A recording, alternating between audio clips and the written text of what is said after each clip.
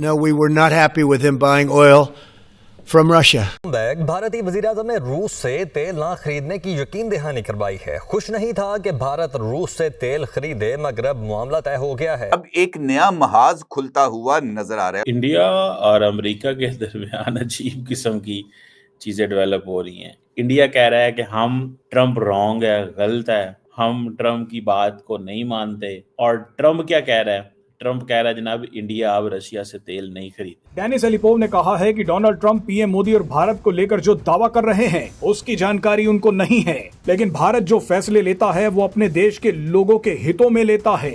यही भारत और रूस के रिश्तों की नींव है। भारत और रूस की स्ट्रेटेजिक पार्टनरशिप को दुनिया में सबसे स्थिर शक्ति माना जाता है। क्या मकासद है और उसकी टाइमिंग को आप किस तरह से देख रहे हैं? इंडिया रशिया से तेल नहीं खरीदेगा। अब ट्रम्प साहब की ये जो लॉजिक है, ये अब जाहिर बात है बहुत सारे लोग इसको देख रहे हैं और उनको समझ आ रही है कि भाई ये क्या हो रहा है, ये किस तरह चीजें चल रही हैं भैया, ये क्या निकल रहा है इस सारी गेम के अंदर, कोई किसी को समझ नहीं आ रही। रूस के बयान के बाद भारत के विदेश मंत्रालय ने भी एक बयान जारी किया है। इस बयान में साफ साफ कहा गया है कि अपने हितों की रक्षा के लिए हम अपनी एनर्जी सोर्सिंग को बड़ा करेंगे और मार्केट के हालात के हिसाब से उनमें विविधता भी लाएंगे। सर, डोनाल्ड ट्रंप बहुत शौकीन लगते हैं कि वो किसी तरीके से नोबेल पीस प्राइज तक पहुंच जाए। अगर इस साल नहीं तो नेक्स्ट ईयर पहुंच जाए, तो अब उनको लेकिन मौके हम देते जा रहे हैं। लोगों के मुल्कों में अंदर इतने लोग रहते नहीं है पावर में, और मेरा दोस्त जो है वो तो देखो पावर में है, और मेरा दोस्त कितना अच्छा है, और मेरा दोस्त ऐसे है, मेरा दोस्त वैसे है। तो वो बेसिकली तो पहले दोस्त की तारीफें कर रहे हैं। आप अमेरिका से हेट्रेड भी रखते हो, अमेरिका को गालियां भी देते हो, लेकिन एक मौका मिल जाए तो आप उनके पैरों में बिछ जाते हो। जैसा अभी ये जो गाजा पीस समिट हुआ इजिप्ट में, उसमें आपके प्राइम मिनिस्टर पहुंचे और वो उन्होंने कहा जी आप तो शांति के मसीहा हैं, दूत हैं, बल्कि जिन हैं, या जो भी कहते हैं इस्लाम में वो जो वर्ड होता है अच्छे आदमी के लिए। तो उन्होंने कहा जी सब हैं। अब आपके बाद जी अब तो कोई बचा ही नहीं ह्यूमैनिटी को बचाने के लिए, बताइए।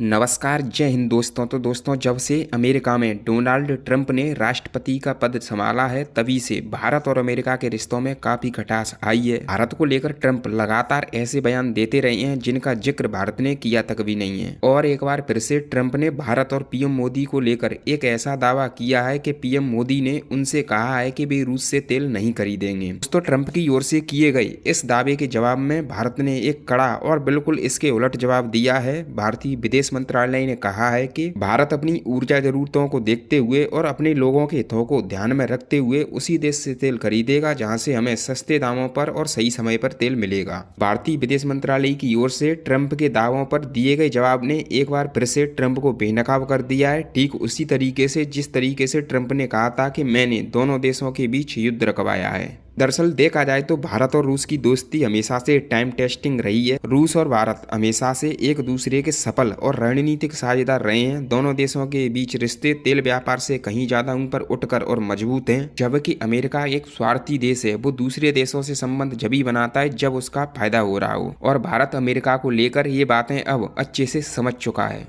तो वो इसको एक हाईलाइट कर रहे हैं कि इंडिया बहुत बड़ा ऑयल इंपोर्टर है, गैस है, ये है, वो है, और इंडिया कंज्यूमर जो है वो हम समझते हैं कि वोलेटाइल एनर्जी सिनेरियो है, तेल कम है, डिमांड ज़्यादा है, और हमारे ऑब्जेक्टिव जो है वो हमारा जो ऑयल इंपोर्ट है, our oil policies are guided by our objective. Trump को कह रहे हैं सॉरी हम तुम्हारी बात नहीं मानते। ये डिप्लोमेटिक लैंग्वेज होती है ना, कि our oil policies are guided entirely by this objective कि मार्केट वोलेटिलिटी ना हो। मतलब वो कह रहे हैं हम दुनिया पे एहसान कर रहे हैं तेल खरीद के, दिस इज व्हाट दे से। लेकिन दो चीज़ें हैं, एक इंडिया पब्लिक सेक्टर इंडिया से जो तेल खरीद रहा है, और एक प्राइवेट सेक्टर। मुझे लग रहा है पब्लिक सेक्टर पीछे हटेगा एंड प्राइवेट सेक्टर को सेकंड स्टेप में ये कहेंगे कि आप पीछे हट जाए।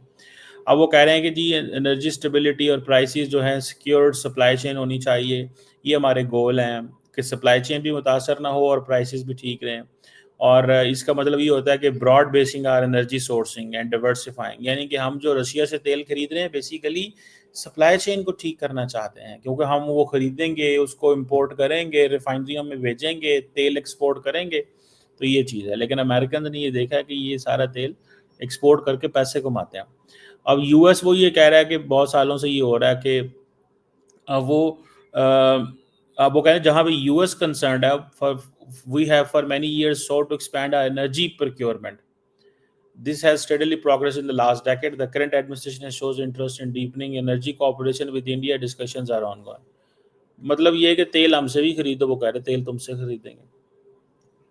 वो कह रहे हैं कि हम तेल खरीदेंगे अमेरिका से, बेसिकली वो ये कह रहे हैं। वो ये तो नहीं इंडियंस कह रहे कि पायनसी जो है ना वो तेल नहीं खरीदेंगे आपसे।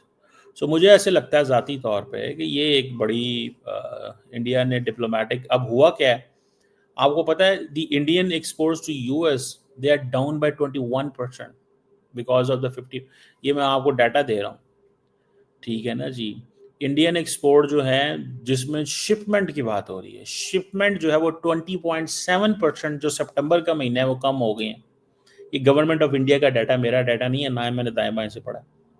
So the government of India says 20.7% हमारी एक्सपोर्ट कम हुई है।